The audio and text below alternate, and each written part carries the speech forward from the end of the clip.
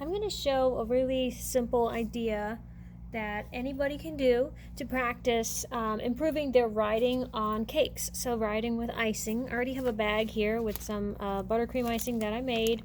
I just kind of took from a batch that I made and I colored a little bit of it because I don't need a whole lot. If I'm just doing some writing, I won't be using a whole lot of icing, so I just colored some of it pink. I did add just a few drops of water as I was mixing the color into it because it'll soften it and make it a little easier to work with. And when you are icing a cake, you want your icing to be pretty stiff, but when you're writing, you want that to really flow out of the tip, and so you don't want to have any, you don't want it to be dripping, but you don't want to have any thick icing that's going to be hard to come out of the tip when you're writing, because you want to be able to, as you're moving your hand like you would with a pencil, you want the writing to be able to flow, and if you're having to stop because your icing is too thick, then the writing won't look natural and it won't look fluid.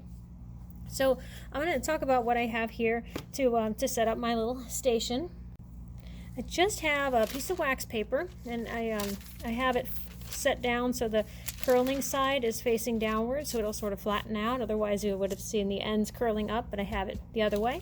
And then underneath I just have a piece of paper that I printed, and I just found some fonts that I liked and downloaded those fonts so I could write a few different things on here. And I made them large enough so that it's something you can do with the icing tip. And I have on here number 3,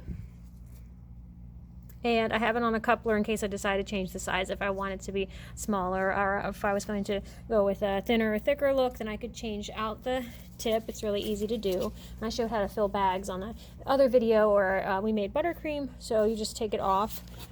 This piece is what you'd reattach, but change the tip out, so it makes it really easy and less messy. So I like using couplers if I want to use the same color with 2 different tips on it. But I think I'll just keep the same number 3 on there while we practice with these. Let me slip this underneath the wax paper. And the cool thing about doing this on wax paper is you can always just take your spatula and scrape it off the wax paper, and since it didn't touch anything or it didn't get dirty, you can put it right back in the bag to practice again. So you can do it over and over and over. Sometimes you find that your hands, they warm up the icing a little bit while you're holding the bag. And so sometimes your icing will get a little gooey and it'll sort of start to flop. And that can be a problem if you're trying to make something that needs to hold its shape. For writing, you can reuse it over and over and over just for practice, and that way you can get really good at this before you go to put it on a cake. So I'm just going to go for it. I'm just going to try some of the different fonts and put the writing right on the wax paper. Just if you wanted to, you could tape it down. I would just put a little painter's tape or something, but if you can keep your arm elevated as you write, then you don't have to worry about it. You can just start writing right on the wax paper and get your practice in. All right, so let's just go for it.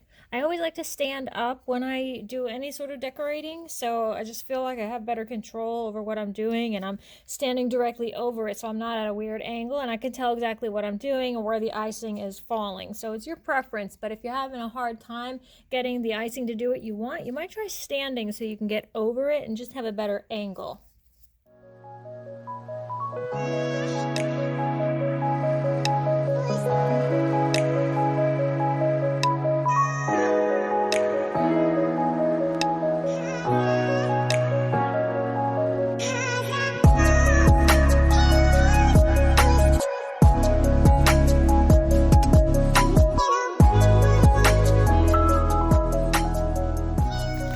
So you can now take your wax paper up and see what you have. Move the paper out of the way so you can see just what the words look like. So it gives you a chance to try out some fun little fonts and give you an idea of what kind of different writing you can try to do on a cake. And this is so fun because, like I said, you could just scrape it right off and put it into your bag again and use it all over. So what some of these, of course, like the one that says party time, I had to, obviously it's a really thin font, and if you want it to look like the original, you wouldn't want to use a whole lot of pressure. You want to squeeze lightly. But the trick to all of this is whenever you're writing with icing, you just have to make sure that your speed matches your pressure. And that sounds a little confusing until you actually start doing it. If your letters are coming out a little too blobby and you have too much icing, maybe it's coming out with a ripple or they're starting to clump together in a weird way, that's probably that you're either moving too fast or squeezing too hard. And then vice versa, if your letters are skipping a little bit, as mine did a little bit on the B in celebrate, that means you're either going too fast and dragging that icing faster than you're squeezing it, or you just need to use a little more pressure when you're squeezing the bag. So I'll show you how we can scrape this up. Actually, if I use a beveled spatula, it's a lot easier to pick up, but you could just sort of scrape all of this off. It comes off pretty cleanly if you use one of these thin little cake spatulas. I just scrape it back into the cup that I mixed in, and then you can always get it back later once the cup is full again, but you still have plenty of icing in the bag to work with. You can even save a bag like this, just kind of put it somewhere in a Ziploc bag so it's sealed up, and you don't need to put it in the fridge or anything unless you wanted to, but then you can always just have a bag ready to go.